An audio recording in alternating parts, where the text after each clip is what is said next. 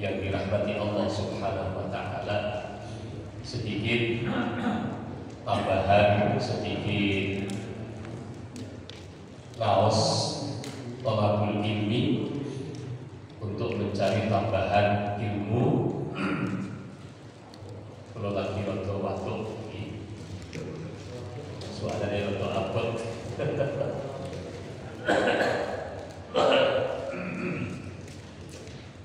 terkait dengan halal bihalal. Insya Allah kalau sampun matur, sampun menyampaikan ketika hari terakhir bulan Ramadan.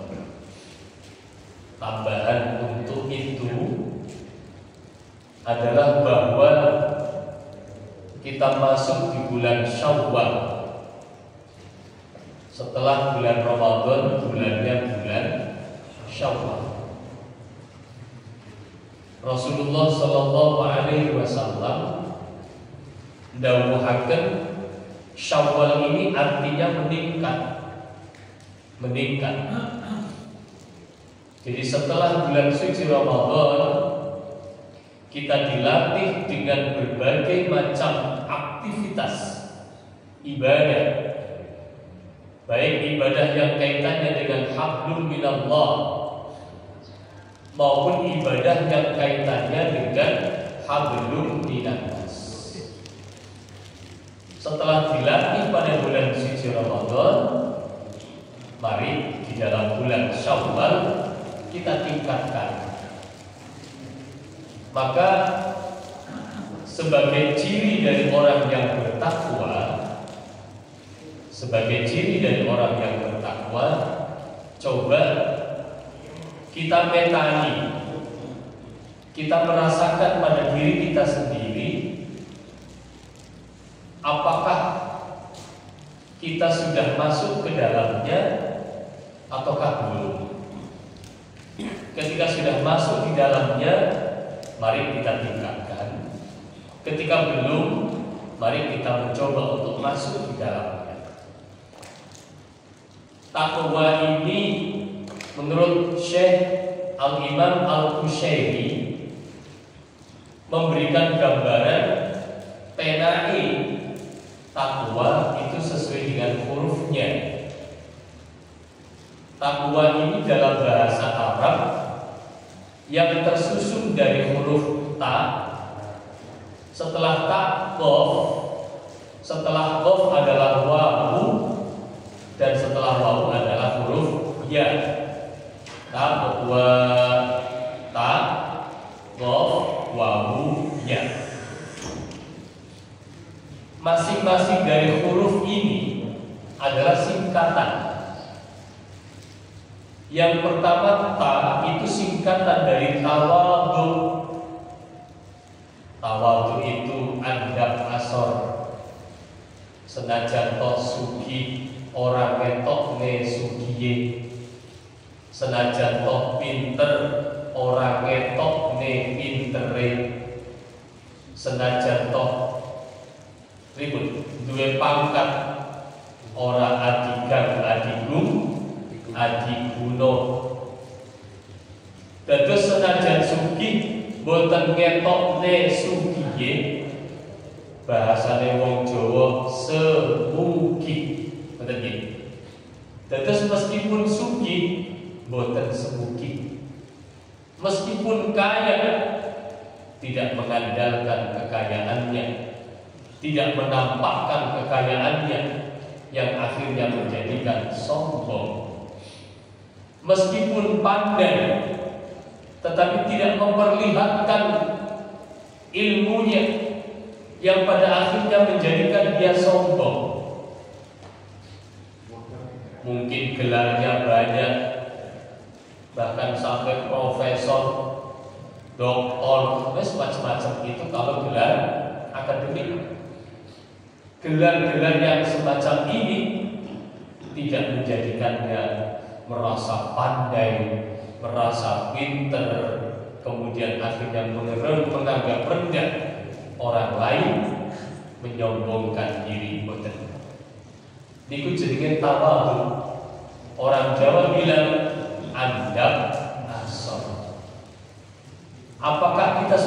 memiliki rasa itu, setelah kita dilatih dengan berpuasa, lalu pribadi kita menjadi orang yang sopan, menjadi orang yang santun, menjadi orang yang andam asor di dalam bahasa Jawa.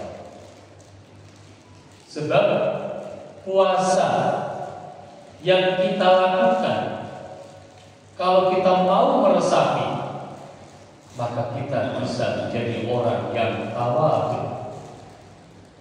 Kenapa puasa bisa menjadikan kita tawadhu? Bapak-bapak hadirin yang dirahmati Allah Subhanahu wa ta'ala, yang namanya orang puasa itu lemes nopo seger. Seger nopo lemes? Lemes. Nggih. Segere bar pas wayahe poso niku Masya Allah lemes. Asline awake dhewe iki kuat, ngangkat beban pirang kilo, pirang kintal kuat. Tetapi pada saat kita berpuasa, ternyata rasanya lemes. Sing lemes orang awake, sing bagian isor ya bener-bener lemes. Kita bener lemes kabeh. Lah, kalau kita menyadari dengan puasa kita ini lemes, karena lemes asline awake dhewe iki mboten gadah napa-napa. La haula wala quwwata illa billahil aliyyil azim. Tidak ada daya, tidak ada kekuatan kecuali daya dan kekuatan itu yang memberikan Allah Subhanahu wa ta'ala. Awake dhewe ndak mampu napa-napa. Asli ini. Terus kalau kita meresapi puasa, pada saat kita puasa itu kita lemes, tidak punya daya, tidak punya kekuatan, maka itulah sebenarnya diri kita. Meskipun kita sedang ditempeli harta, diamanati harta, sedang diamanati ilmu, sedang diamanati jabatan, macam-macam, itu hanya tempelan-tempelan saja dari Allah Subhanahu wa ta'ala. Andaikan Allah mencabutnya, andaikan Allah mengambilnya, maka kemudian kita tidak punya apa-apa. Kata lagi, tiang sing asal sugih berubah drastis 180 derajat, tidak punya apa-apa. Kata. Banyak juga orang yang pandai, lah karena satu sebab, mungkin stroke, lali kabeh. Niku wonten. Malah wonten kejadian karena kecelakaan, akhirnya harus dioperasi, dibelah. Lah di dalam barang masak itu kuali. Tukar dokter pripun masake kok kuali. Akhirnya sak ngendikan, sak ngomongnya kuali kabeh. Sing mestine aku jadi buka, wis kaya wong malang lah. Mali kabeh omongan itu wonten. Jadi otak ini bisa berubah. Senajan toh pinter, nek pancen Gusti Allah kersane dilalah lali kabeh bisa. Mulane sebenarnya tidak ada yang perlu kita andalkan, karena kita sebenarnya lemah. Dengan puasa kita sadar kita tidak bisa, kita tidak memiliki apa-apa. Karena kita tidak memiliki apa-apa, maka meskipun kita kaya, kita akan andam asor. Meskipun kita pinter, kita akan andam asor. Meskipun kita punya jabatan, kita akan andam asor, dan seterusnya dan seterusnya. Niki jenenge tawadhu. Monggo kita praktekkan tawadhu ini. Praktek sing paling genah, praktek sing paling penak tawadhu niku awake dhewe gampang menyapa orang lain. Pripun kabare? piye kabare, ambek senyum, ambek mesem, ambek salaman, piye. Tiang nek blater, nggih. Tiang nek blater, nek ramah, nek blater, insyaallah itu jauh dari sifat sombong. Insyaallah jauh dari sifat sombong. Tapi nek wong meneng, cuek, apa malih sinis, ini peluang untuk sombong, peluang. Meskipun tidak saya katakan sombong tidak, tetapi peluang untuk sombong ada. Mila monggo sing blater, sing gampang aru-aru, sing gampang mesem, kali tonggo teparo, kali konco. Pertama. Yang kedua, huruf qaf. Ta, qaf. Qaf niku napa? Qanaah. Qanaah niku napa? Nrimo pandum saking Gusti Allah. Gusti Allah paringi rezeki kok sedikit diterima, alhamdulillah. Kadang awake dhewe sing sithik boten ditampa, alhamdulillah menawi angsal rezeki ingkang kathah. Nek angsal rezekine kok boten kathah, lali ambek alhamdulillah. Ini jenenge durung qanaah.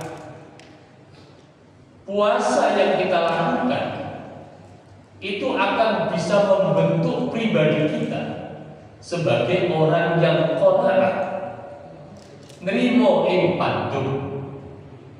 Apapun kondisi kita sadar bahwa semuanya adalah pemberian dari Allah Subhanahu wa ta'ala. Piye carane poso kok iso dadekne awake dhewe sebagai orang yang qanaah? Bapak dan Ibu, para jamaah sekalian, ketika kita mau buka puasa, niku tengene meja ni panjenengan niku napa mawon isine? Sing sekul nggih, yang nasi, yang lauk-lauknya, yang minumannya, yang buah-buahannya, nggih. Macam-macam banyak. Pertanyaannya, sedemikian banyaknya yang ada di atas meja makan, panjenengan telasnya nomor. Panjenengan telasnya nomor. Mboten to nggih. Paling dipundhut niki, turah. Jadi sakjane awake dhewe pengine macam-macam. Keinginan itu tinggi, tetapi kemampuan perut kita terbatas. Maka sebenarnya andaikan kita dilalah diparingi karo Gusti Allah kondisi yang minim, mung duwene sego sak piring, ora enek lawuh tapi enek uyah bisa. Bapak-bapak ambil uyah, ditapir-tapirnya sedikit begini di atas nasi, andaikan dimakan itu tetap ada rasanya. Insya Allah senajan boten enten labuhe, tetapi karena ada garam, kita makan nasi dengan garam tetap saged dan tetap nikmat. Tetapi kadang pikiran kita, keinginan kita macam-macam dan terlalu tinggi. Pengen sing enak-enak, ya, pengen sing enak-enak. Lah ternyata keinginan yang enak-enak ini, keinginan yang tinggi ini, terkadang tidak sesuai dengan kondisi kita. Maka kalau kita merasa apa yang telah diberikan oleh Allah itulah nikmat yang sedang Allah berikan kepada kita, maka kita akan menerima pemberian Allah Subhanahu wa ta'ala. Akhirnya sifat qanaah ini menjadikan kita tenang. Diparingi rezeki sekedhik yo alhamdulillah, Diparingi rezeki kata yo alhamdulillah, dirasa tidak ada rezeki yo tetap alhamdulillah. Dompete kandel alhamdulillah, dompete rodok tipis alhamdulillah, dompete kosong loh tetap alhamdulillah. Anjirnya nanti rasanya dompet kosong bolak-balik kok koyok pulau. Ya Allah, dompet orang ini isi ini, tapi alhamdulillah teng dapur beras wonten, tempe wonten, tahu wonten, gampang iso dimasak. Tetap semuanya alhamdulillah. Ini qanaah. Dan terus artinya qanaah. Orang yang bertakwa adalah orang yang qanaah, orang yang nerimo ing pandum, nerimo rezeki dari Allah. Rezeki sing sedikit, rezeki sing kata sedaya ditampi dari Allah Subhanahu wa taala. Boten Rasulullah, boten. Apapun kondisinya tetap alhamdulillah. Yang ketiga adalah huruf wawu. Huruf wawu, ta, qaf, wawu, ta, wa. Huruf wawu. Huruf wawu ini singkatan dari wara', wawul ra'ain, wira'i. Wira'i itu apa? Wira'i itu menjaga kehormatan. Artinya wira'i ini menjaga agar tidak melakukan yang dilarang oleh Allah. Yang haram ditinggalkan, yang makruh ditinggalkan, yang syubhat ditinggalkan. Pokoknya sing boten pantes, sing boten sae ditinggalkan, boten dilampahi. Niku wira'i. Menjaga kehormatannya. Lah puasa yang kita lakukan di dalam bulan suci Ramadan bisa membentuk pribadi kita menjadi orang yang wira'i, orang yang menjaga kehormatan kita. Caranya bagaimana? Sampun maklum bahwa puasa itu kita dilarang untuk melakukan hal-hal yang membatalkan puasa. Yang membatalkan puasa dilarang, tidak kita lakukan. Yang membatalkan pahalanya puasa juga tidak kita lakukan. Kita jaga. Lah apa yang membatalkan pahala puasa? Kalau sampun nate matur, sampun nate matur nopo? Di antaranya adalah terkait dengan mulut kita. Terus pun terkait dengan mulut, supaya tidak melakukan kebohongan, supaya tidak melakukan riba, supaya tidak melakukan adu domba, supaya tidak melakukan sumpah palsu. Kalau kita bisa menjaga itu, maka kita akan menjaga kehormatan kita, tidak melakukan yang dilarang oleh Allah Subhanahu wa ta'ala. Itu yang ketiga, huruf waw. Yang keempat adalah huruf ya. Ya ini artinya yakin. Yakin bagaimana? Optimis.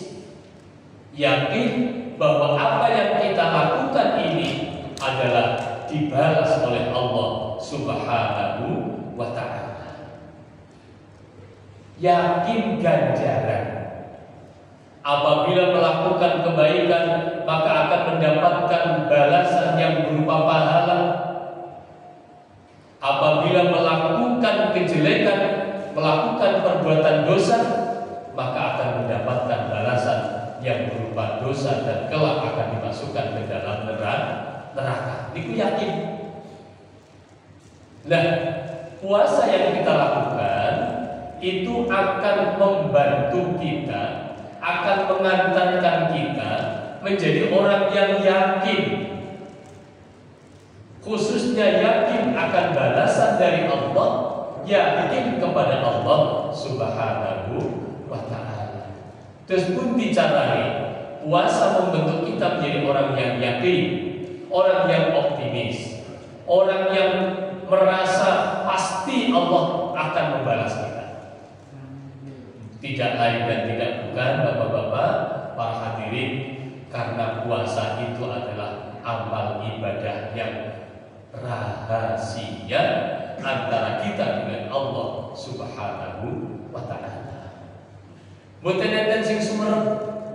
Nggih. Mboten enten sing sumerep. Apakah kita puasa, apakah tidak? Itu enggak ada yang tahu. Yang tahu hanya kita dengan Allah, dengan Allah. Apabila kita tidak puasa, apabila kita tidak puasa, istri kita tidak tahu, anak kita tidak tahu, tetangga kita tidak tahu, apalagi orang lain di kantor tidak tahu. Kenapa tidak tahu? Karena hanya kita sendiri yang tahu dan Allah Subhanahu wa ta'ala. Ketoke lemes, di hadapan orang lemas, seolah-olah dia puasa, tetapi di rumah dia sendirian, ada sisa-sisa makanan, kemudian dimakan. Sinten sing pirsa? Mboten enten sing pirsa. Maka puasa adalah ibadah yang sangat rahasia, meskipun tidak ada orang yang tahu, tetapi kita senantiasa berpuasa. Kenapa? Karena kita yakin bahwa Allah Subhanahu wa ta'ala itu senantiasa maha melihat kepada kita. Karena kita yakin meskipun itu berat kita lakukan, tetapi Allah akan membalasnya. Hadirin para jamaah sekalian yang dirahmati oleh Allah Subhanahu wa ta'ala, termasuk dalam rangka yakin kepada Allah yang dikaitkan dengan acara malam hari ini. Acara malam hari ini adalah acara ngeholi atau memperingati wafatnya almarhumah Ibu Hajah Wiwi Wiyanti. Nah, dalam Al-Quran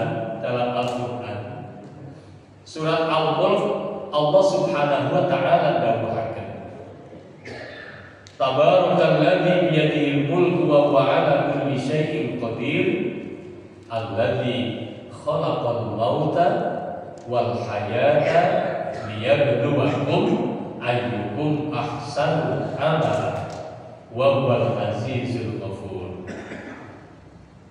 Allah adalah Zat khalaqa yang menciptakan al-mauta, kematian, wal hayata, dan kehidupan,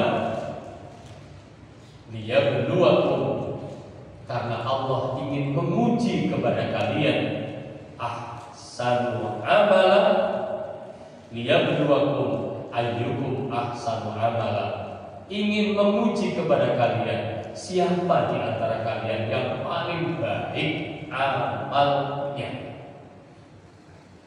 Wa huwal azizul ghafur, Allah itu maha aziz, maha kuat, al-ghafur, dan Allah maha pengampun.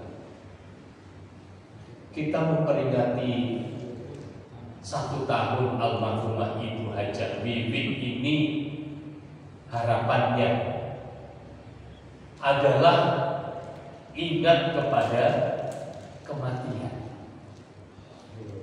Ingat kepada kematian. Allah menciptakan al-maut, kematian. Allah menciptakan al-hayat, kehidupan. Hidup dan mati itu semuanya ada pada hak prerogatif Allah Subhanahu wa ta'ala. Masya Allah. Barusan hari Minggu kemarin mungkin panjenengan juga baca berita kecelakaan yang ada di Pasuruan. Ini Mas Omi, saya yang kenal adalah dengan Mbak Eni Faridatul Nisa ya. Karena Mbak Eni ini mahasiswa S1-nya di Setain Kediri, S2-nya juga di Setain Kediri. 3 hari atau 4 hari sebelum wafatnya itu WA-an kali pulau nyuwun pangapunten kraton minal aidin wal faizin. Sabtu biasa guyon kadang juga ngeteri pete kali pulau. Guyone aku suwi gak mau teri pete. Jawabannya aku gak liwat kono ya, lewat wetan recong etan karena ngajarnya MTS N9 Paris. Biasanya ngajar tenggurat lewat Ronggo Bence. Dasar ini pun boten. Ya wis kapan-kapan aja lewat ngarep puncak nang pondok. Kalau boten, ya insyaallah. Enggak kok kemudian mendapatkan kabar meninggal dunia, wafat karena kecelakaan tabrak. Jadi ngantuk mau jam kali mergo ngantuk akhirnya miring ngiwo. Senajan di dalam kayak sama mobil ngantuk kabeh. Satu mobil tidur semua. Sehingga ketika truknya ngobel ting ting ting ting ting. Lagi supirnya itu sing tilem. Supirnya tilem sing penumpangnya nggih. Pancen tilem wong jam kali kan. Lah supirnya truk sing bingung ting ting ting ting ngobel. Enggak lagi aja. Masya Allah. Ini al-mauta, Allah yang menciptakan kematian. Padahal sebelumnya 3 hari atau 4 hari sudah dari Jember karena hari raya Idul Fitri berlebaran Wangsul. Dapat asal kabar keluarganya yang meninggal balik malih ke Jember malih Wangsule. Ternyata disitulah Allah Subhanahu Wa Taala menentukan takdir kematiannya. Pancen kudune tinggalnya begini Pasuruan. Disitulah takdirnya. Mulai begini hadis, kalau terjadi takdir Allah, maka kita tidak boleh mengatakan jatuh ngerti ngono, ora usah takziah, cukup ning omahe menyampaikan lewat WA atau telepon wong wingi lho wis bar kono kan itu. Niku cara awake dhewe logika. Tetapi yang namanya takdir tidak bisa dibegitukan. Ya memang Allah menghendaki meninggalnya almarhumah itu di Pasuruan. Maka meskipun sudah berhari raya berlebaran di Jember, ada info berita juga yo akhirnya budak balik begini Jember. Terus kecelakaan atau apapun yang itu adalah takdir dari Allah, ya memang Allah menghendaki semacam itu. Maka alladzi khalaqal mauta, Allah lah yang menciptakan kematian, wal hayata, Allah juga yang menciptakan kehidupan. Alhamdulillah sekarang kita masih diberikan hidup oleh Allah Subhanahu Wa Taala. Mudah-mudahan tetap sehat walafiat. Hidup yang masih Allah berikan kepada kita ini ada batasnya. Ada batasnya. Tidak pandang apakah tua mati pantas, apakah masih muda seperti saya mati pantas, atau di bawah saya mati pantas. Kayak Mbak Eni itu di bawah saya. Dia kuliah saya sudah menjadi pegawai, sudah menjadi PNS di Setain Kediri. Itu di bawah saya. Lah masih kecil meninggal dunia pantas. Anaknya Mas Omi yang jadi supir itu baru 1 atau 2 tahun ikut meninggal dunia pantas. Jadi hidup di dunia ada batasnya, akan habis. Idza jaa ajaluhum la yastakhiruna sa'atan wa la yastaqdimun. Apabila sudah datang ajalnya, maka tidak bisa maju, tidak bisa mundur. Pas disitulah Allah Subhanahu wa ta'ala mengambil rohnya atau mencabut nyawanya. Yang paling penting bapak-bapak hadirin sekalian adalah bagaimana saat kita meninggal dunia nanti. Itu paling penting. Bahwa kematian itu pasti, tetapi bagaimana caranya kita meninggal dunia agar kita meninggal dunia dalam keadaan husnul khotimah. Itu yang paling penting. Para kiai, para ulama ndhawuhaken, kalau kita ingin meninggalnya dalam keadaan husnul khotimah, termasuk saya pengennya meninggal pada saat saya melakukan ini, niku bisa diusahakan insya Allah. Contoh panjenengan itu saya pengen dicabut nyawanya pada saat saya sedang membaca Al-Quran. Misal jenengan wonten sing pengen, maka panjenengan akan banyak-banyak membaca Al-Quran. Dan insya Allah panjenengan dicabut nyawanya pada saat membaca Al-Quran. Wonten tiyang sing pengen dicabut nyawanya pada saat sedang sholat. Wonten tiyang sing pengen dicabut nyawanya pada hari Jumat. Karena orang yang meninggal pada hari Jumat termasuk orang yang memiliki keistimewaan. Apa? Tidak ditanya di kuburan oleh malaikat Munkar dan Nakir. Bebas pertanyaan. Dan yang bebas pertanyaan, padahal yang paling menakutkan adalah pertanyaannya itu. Maka ketika bebas dari pertanyaan, alamat orang ini mendapatkan nikmat di dalam kuburnya dan alamat nanti akan mendapatkan surga Jannatun Na'im. Allahumma amin. Jadi keinginan saya nanti kalau meninggal dunia pengennya seperti ini, pengennya seperti ini, pengennya seperti ini. Kalau bisa monggo direncanakan. Nek kula pengen ya Allah pada saat engkau cabut nyawanya saya sedang ngaji. Baik entah mungkin di hadapan santri atau mungkin sedang di hadapan jamaah, saya sedang ngaji, engkau cabut nyawanya. Kalau pengen kata saudara, milo sabar kahiji pamimpin logan mboten. Ketika saya katakan logan, monggo sak mampunipun kaum. Kalau untuk nasrul ilmi, untuk menyebarkan ilmu, untuk belajar bersama-sama, bismillahirrahmanirrahim. Siapa tahu itu adalah jalan saya ketika Allah akan memanggil saya pas lagi ngaji. Mudah-mudahan husnul khotimah. Jadi meninggal dunia, kematian itu pasti, semuanya akan mati. Tetapi yang paling penting bagi kita yang bisa kita usahakan insya Allah adalah bagaimana caranya kita mati sehingga kita meninggal dunia dalam keadaan husnul khotimah. Saya punya imam masjid Perumnas Gronggo, almarhum Bapak Haji Muhammad Bisri.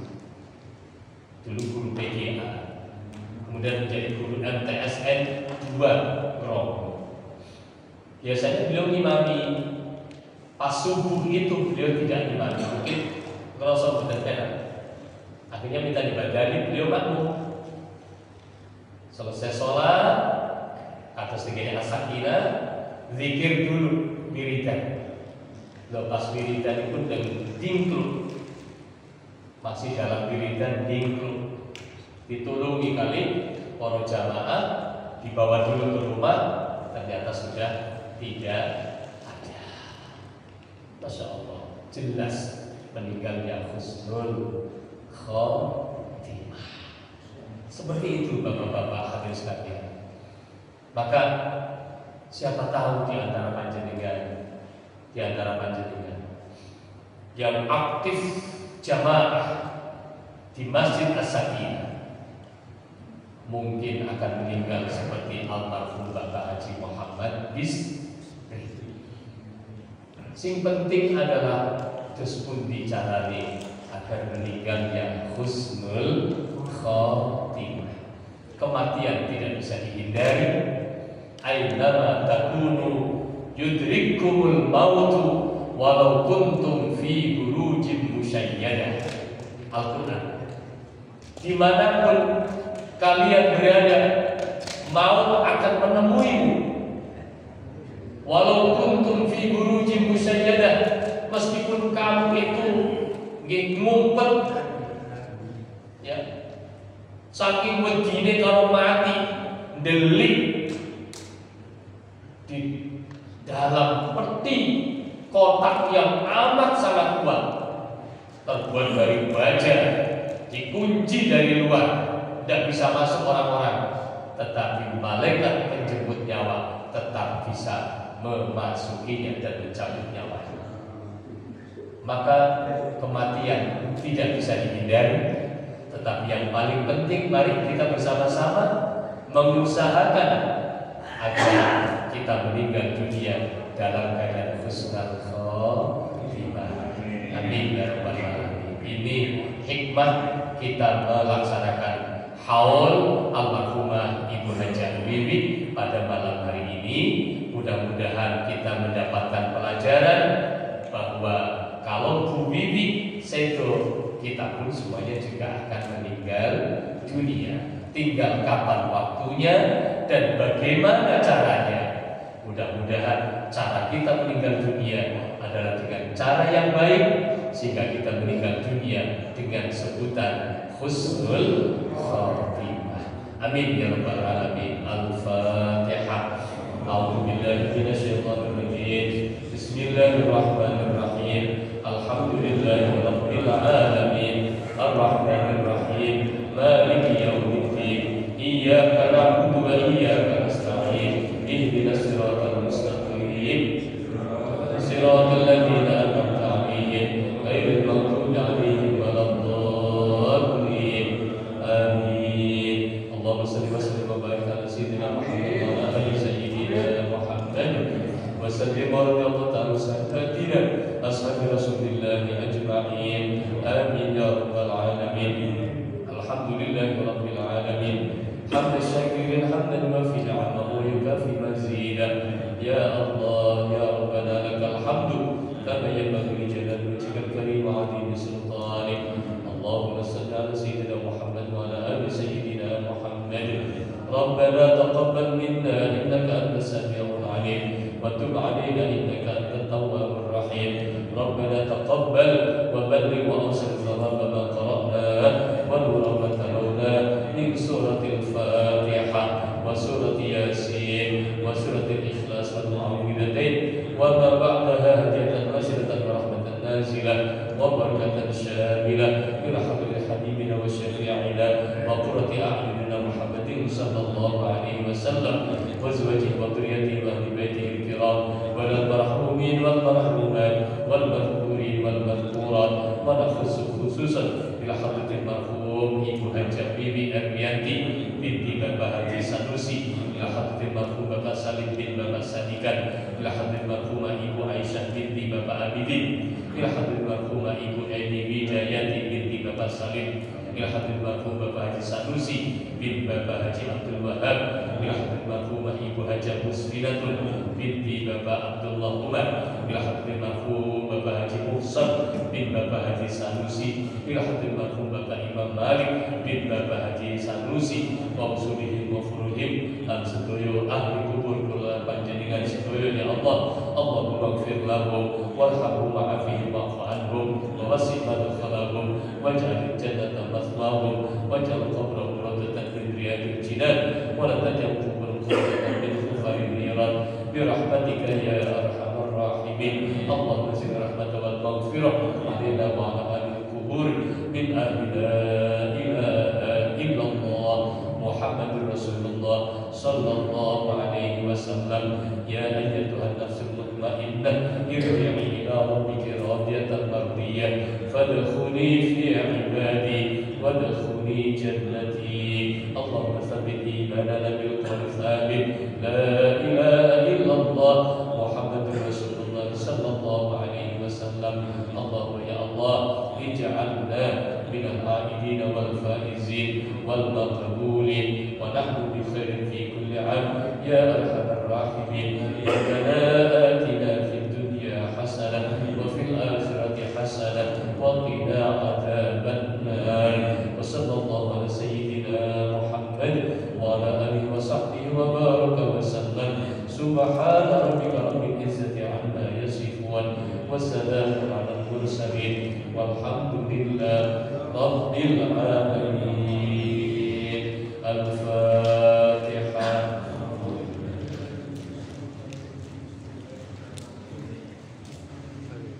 صراط الذين أنعمت عليهم غير المغضوب عليهم ولا الضالين. آمين. Wassalamualaikum warahmatullahi wabarakatuh.